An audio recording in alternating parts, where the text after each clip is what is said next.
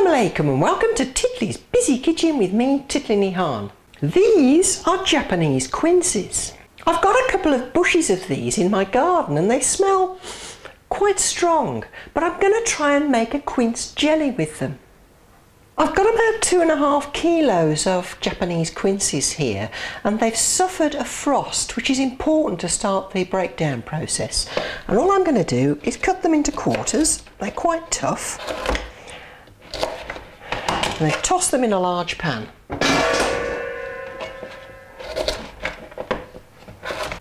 I've put all my quinces in this giant pan and I've left all the seeds in because quite frankly life's too short to remove them all.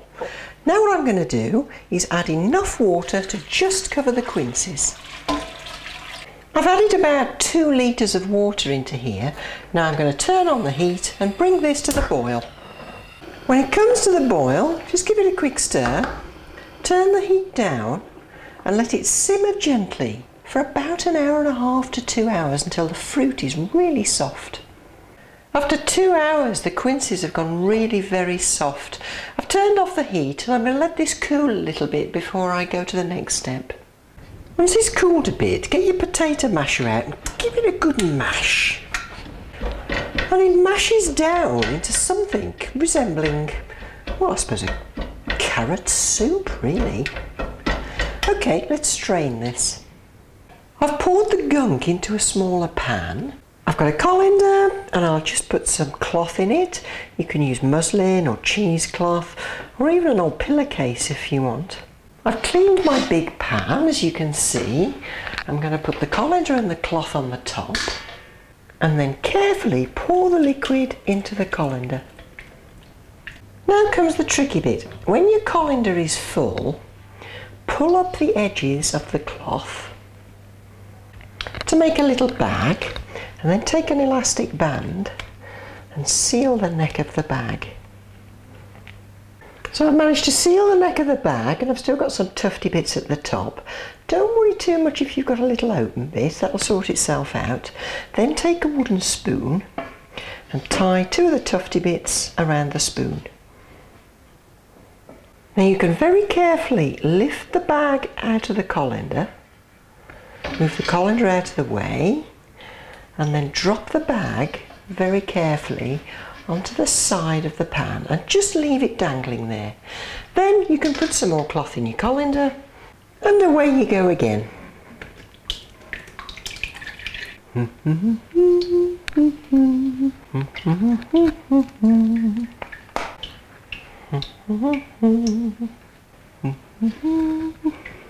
So I've got 2 bags of goo dangling into a large pan and I'm going to leave this to drain overnight.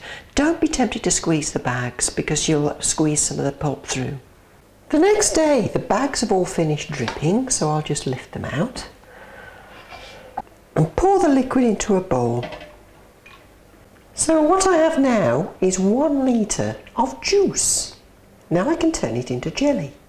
I've put my litre of liquid in a large pan and I'm going to add 800 grams of sugar. And that works out to 1 cup of liquid to 1 cup of sugar. And I'll turn on the heat. Keep stirring as you bring this to the boil. You don't need to add any pectin in because there's lots of pectin in the quince. And of course, we all know the rhyme about Paddy Pectin. Paddy Pectin packed a pack of pectin in his pecs. The pectin pack that Paddy Pectin packed had pectin pox. The pectin pox in Paddy Pectin's pectin peck pack killed him. As it comes to the boil, you'll see a scum start to form. And when it comes to the boil, turn the heat down and skim off the scum. Keep stirring while you're reducing the jam down. And after about 15 minutes, if you want to check whether or not it's going to set, take a plate that you've had in your freezer, take a spoonful of the jam, drop it onto the plate and leave it for a minute. And after a minute, if you turn the dish on its side and the jam's not really going anywhere, you're done.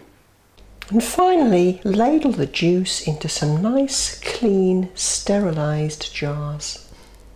Don't forget to label and date your jars, or you won't have a clue what it is or when you made it. It may seem like a lot of faff for 2 jars of Quince Jelly, but that's probably going to last me a year, and I can always give it away. Join me next time in Titli's Busy Kitchen with me, Titli. Until next time, Khud Hafiz.